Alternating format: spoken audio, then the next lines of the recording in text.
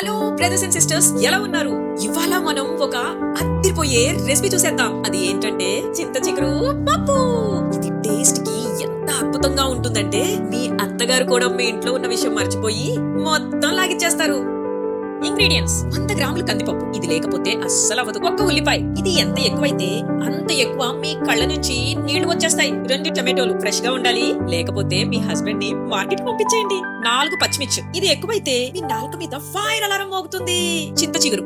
ఇది ఊరి నుంచి వస్తే బాగుంటుంది, లేకపోతే మీరే ఊరికి వెళ్ళాలి. నాకైతే మా అమ్మగారు ఊరి నుంచి తెచ్చేశారు. ముందుగా నానబెట్టిన కందిపప్పు కుక్కర్ లో వేసుకుందాం. ఇది ఉడికేసరికి మనకి కావాల్సింది ఒక్కటే, ఓపిక. ఇప్పుడు ఉల్లిపాయలు కట్ చేస్తుంటే కళ్ళు వాటర్ కారుస్తాయి. ఇది నేచురల్ టీయర్స్ అనుకోండి. టమాటోలు ఫ్రెష్ గా ఉన్నాయి కదా, వీటిని చిన్న చిన్న ముక్కలుగా కట్ చేసుకొని వేసుకుందాం. మిరపకాయలు చిన్న చిన్న ముక్కలుగా కట్ చేద్దాం, ఎందుకంటే ఇందులో ఘాటు పప్పులోకి దిగాలి కదా. ఇప్పుడు కొంచెం పసుపు, 2 చెంచాల కారం వేసి కుక్కర్ మూత పెట్టుకొని స్టవ్ మీద పెట్టుకొని 3 విజిల్స్ వచ్చేదాకా ఉడికిద్దాం. ఇందులో మీరు ఒకటి చేయండి, ఫ్రిడ్జ్ తెరిచి ఏదైనా తినండి, ఎందుకంటే ఇది కొంచెం టైం తీసుకుంటుంది. ఇప్పుడు చింత చిగురు శుభ్రం చేద్దాం. ఇది అంత ఫ్రెష్ గా ఉందంటారా? ఇది మా అమ్మ ఊరి నుంచి పంపింది, లేకపోతే నేనే ఊరికి వెళ్లేదాన్ని. చింత చిగురుని శుభ్రం చేసుకుని వాటర్ లో వేసుకుని శుభ్రంగా కడిగి వేసుకుని నీళ్ళని వడకట్టుకుని ఒక ప్లేట్ లో ఈ చింత చిగురు పెట్టేసుకుందాం. ఇప్పుడు దీన్ని క్రష్ చేద్దాం, చిన్న చిన్న ముక్కలు అయ్యేలా. ఇది మీరు బాగా క్రష్ చేయాలి, లేకపోతే మీరు క్రష్ అయ్యే ఛాన్స్ ఉంది. ఇలా 2 హ్యాండ్స్ తో క్రష్ చేస్తే పప్పులో ఉడికి చింత చిగురు పచ్చివాసన పోతుంది. ఉడికిన పప్పుని మంచిగా మెత్తగా మ్యాష్ చేసుకుని స్టవ్ సిమ్ లో పెట్టుకుని క్రష్ చేసుకున్న చింత చిగురును కూడా పప్పులో వేసుకుని బాగా కలుపుకొని, చింత చిగురు కలిసిపోయిన తర్వాత దాంట్లో తగిన ఉప్పు కూడా వేసుకుని బాగా కలుపుకొని అన్ని కలిసిపోయేటట్టు కలుపుకున్న తర్వాత ఇప్పుడు పప్పుకు కావాల్సిన తాలింపు రెడీ చేసుకుందాం.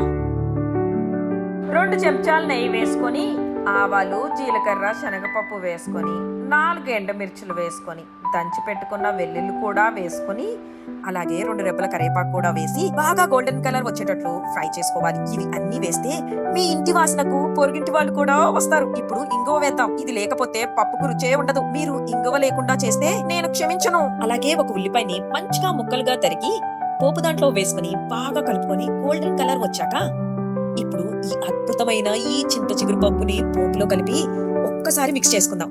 చూసారా ఈ స్మెల్?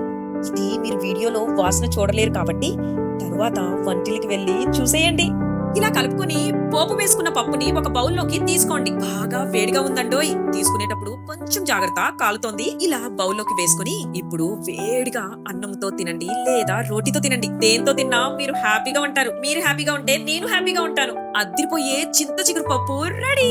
సో మీకు నచ్చినట్లయితే లైక్ చేయండి, కామెంట్ చేయండి, సబ్స్క్రైబ్ కూడా చేయండి. మీ చింతలి వంటిల్లు సైనింగ్ ఆఫ్. బాయ్.